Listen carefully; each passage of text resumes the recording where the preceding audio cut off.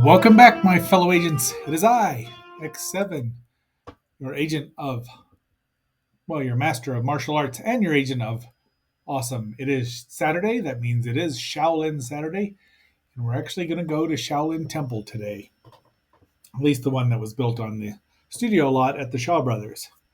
This is the sequel to the Master Killer, or the pardon me, the 36 Chamber, which was released in 1978, while this one was released 2 years later, August 24th, 1980. It runs 101 minutes. Obviously, it stars many people we know: Gordon Lau, Kara Hui, Xiao Ho, and Johnny Wang,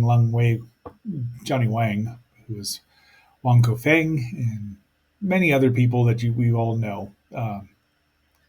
It is a sequel. It is not. It's a comedy, far more of a comedy than what that R rating World Northall would have you believe it was going to be.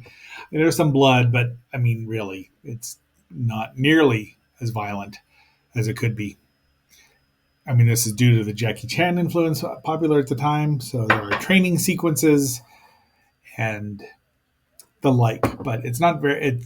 It's pretty funny. I do like it quite a bit, especially because the innate silliness or the overt silliness that Lau Kar-Lung would eventually pump into his movies like My Young Auntie and Dirty Ho isn't present yet.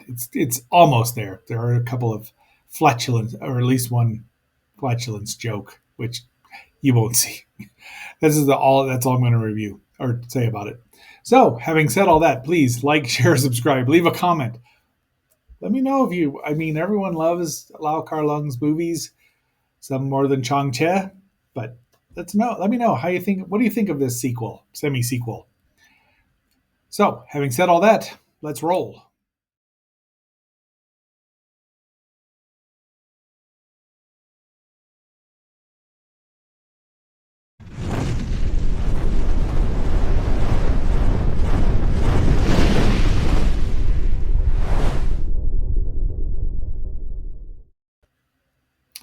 This copy did indeed come off the Internet Archive. It's glorious. It's from a Blu-ray.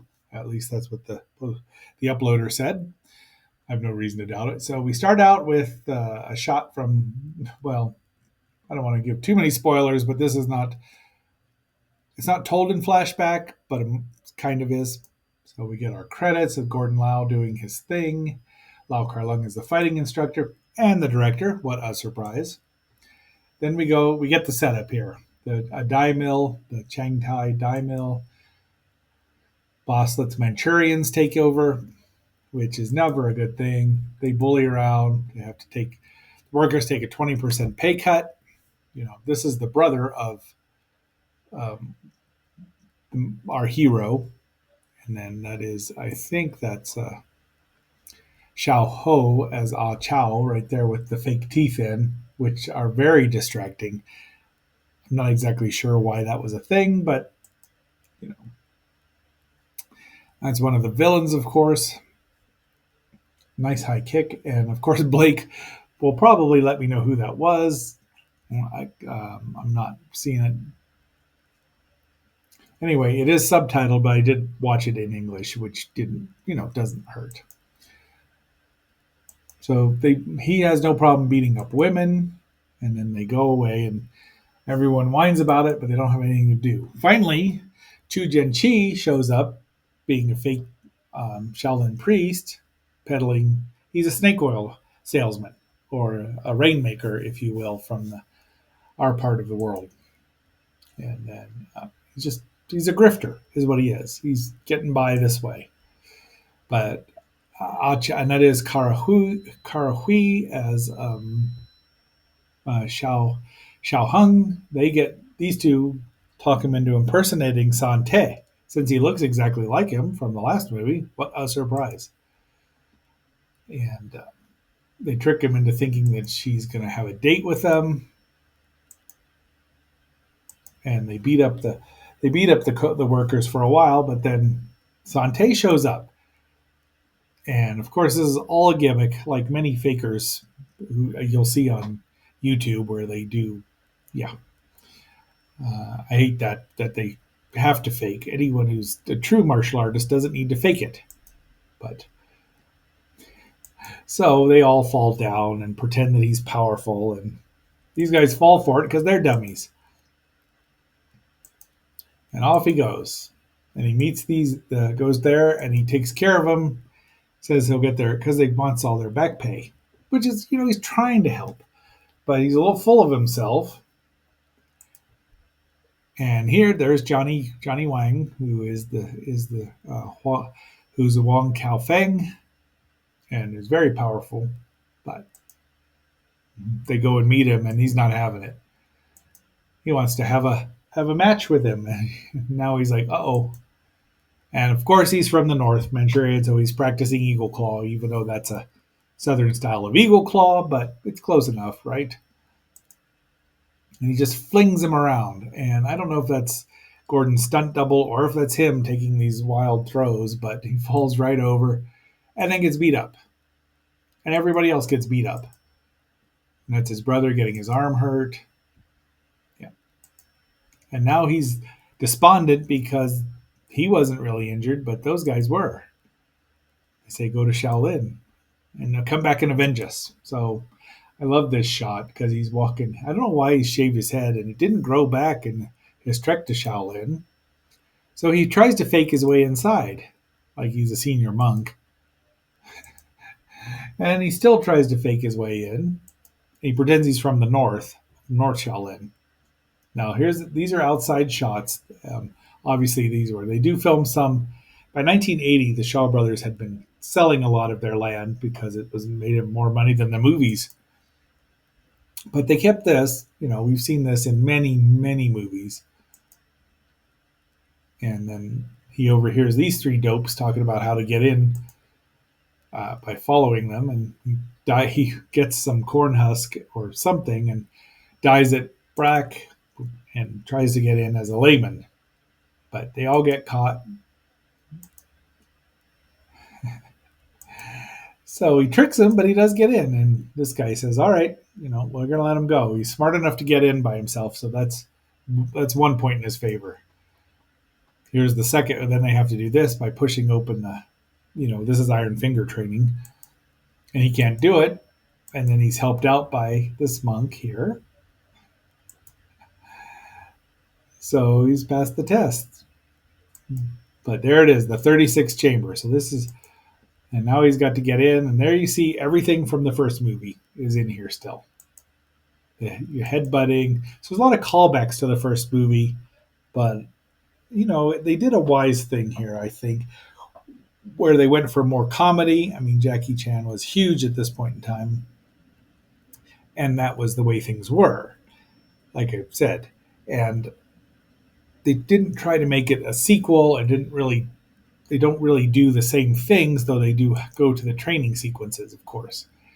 And there's the new Sante, who is played by Lee Kung Chui and his follower. And I don't know if those are probably his subordinates there. But, and you can see that he's gotten his head, he's been soaked, his scalp, his fake hairdo is leaking. So he needs a bath. And it's already, so he has to figure out how to do it, and he can't because, of course, he's been a faker. So, but Sante's no idiot because he tried to fake his way in there at first too. Such a good movie, the first one, really so good. It's better than this one, but I really like this one quite a bit because it's funny enough without being dumb. And shows you in training sequences. He's trying to get himself there, and I think that might actually be a real rock because look at those muscles. You can't fake your muscles training if it's a styrofoam rock. So he tries to do it, and Sante catches him and throws a rock at him with a message. And he's like, I'll do it. So he's figured out how to work the splashing and gets himself clean. But unfortunately, he forgot that the original hair that he grabbed was not was light brown and not white because he told him it was white. So now he's faking this, and then he gets caught out again. But no, you can stay because he wants to be a student so he can learn kung fu, but he's not learning for the right reasons. Shaolin martial arts, you don't learn to beat people up, as Ed Gruberman might say, when learning Taekwondo Leap, but you learn to, not beat people up, to learn how to not to win a fight. The best way to win a fight is to not be in one. Asante says he can stay, but he has to provide scaffold around all the buildings so they can renovate the temple. It happens every 10 years. So he starts, but he keeps getting distracted by students. And look at that. And if you've ever held real bamboo, I mean, I know that's makeup, but that's real enough. So he's studying Kung Fu and practicing and trying to help it while he does that. And late at night, I don't know if he's going to practice or what, but he ends up standing on there, gets thrown up to the top. He sleeps outside and he eats a lot of food apparently, but he's still watching them and learning and practicing. And he starts adapting this his scaffold work for his weight training and his pole work and the wooden dummy. And and all the while being watched. I don't know if he realizes that, but they yell at him, but for being in the yard, but he's not. And he gets back up. And look at him. I mean, Gordon Lau is in amazing shape, and I think he's still alive, right? He's 69 years old, so good for him. He was in Kill Bill 1 and 2, I believe, as Well, anyway, enough of that. But I mean, this is that's mostly he's doing all these stunts his own. He's got to have a wire on him or something. So, what if he fell off? You can't break your star's leg, but there's a callback to the hammer lifting, and now he's done. He's got all the scaffolding around there done, and he's happy. He wants to be the student, and Shantae tells him to tear it down and leave. And he gets into a fight with him. Nope, he's using the Iron Claw, the Von Erich or the Baron von Raschke Iron Claw on him. And really, if he was, it could crush his head. But they force him out, but he goes through all the challenges and go. But he doesn't have to go through the Shaolin wooden men to get out. He just gets to go. And he says, take care of yourself. So he thinks he's learned nothing. And these guys they're working here, and they're all despondent. And now he's back. They think he's learned Kung Fu, but he's like, I haven't. And then he throws Ah Chow all the way like 20 feet away. Then he realizes it, but he still hasn't yet. But now he's like, oh, I'm strong, and a little of his ego comes back. So we're getting toward the end here where, they're going to teach the Manchurians a lesson. And now we're back at the die.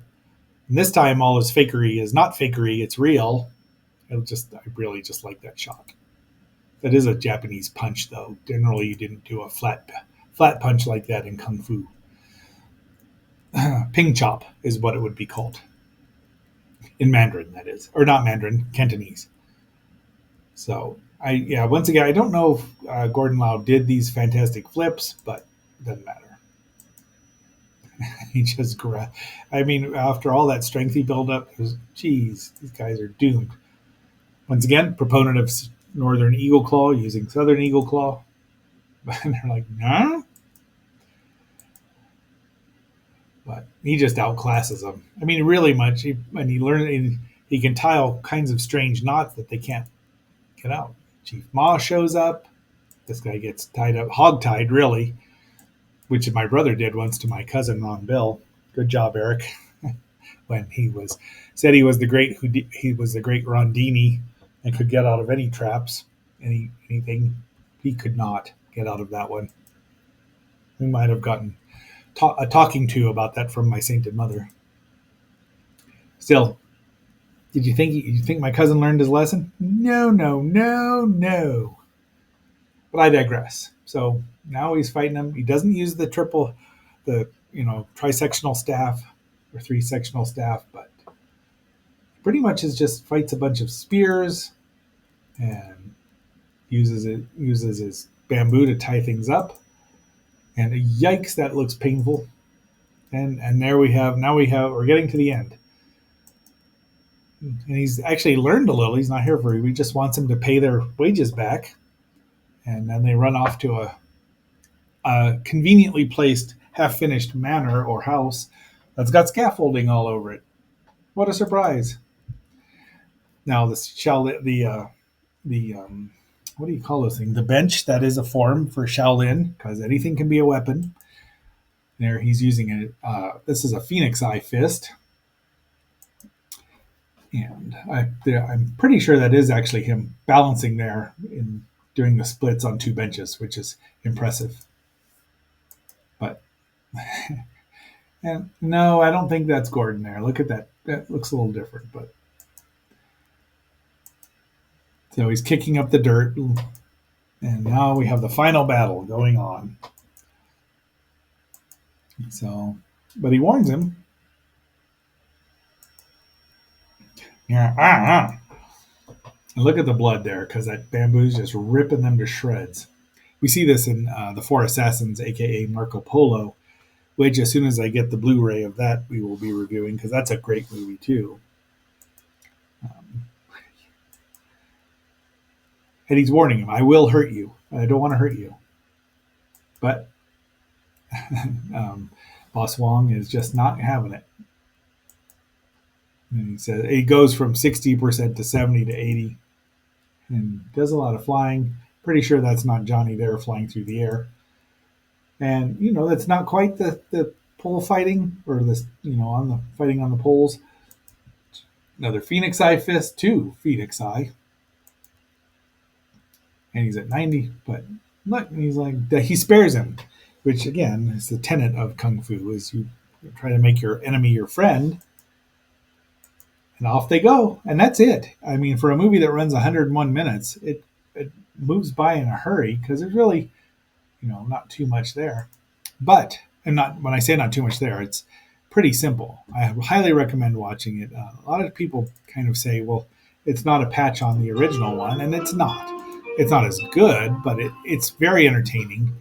And because it says Return to the 36th Chamber, it's it's a sequel, and yet it's not. I don't know. I quite enjoy it both times. I mean, this is the 3rd time I've watched it, and I enjoy it each time even more. So, my fellow agents and my fellow disciples, keep that in mind.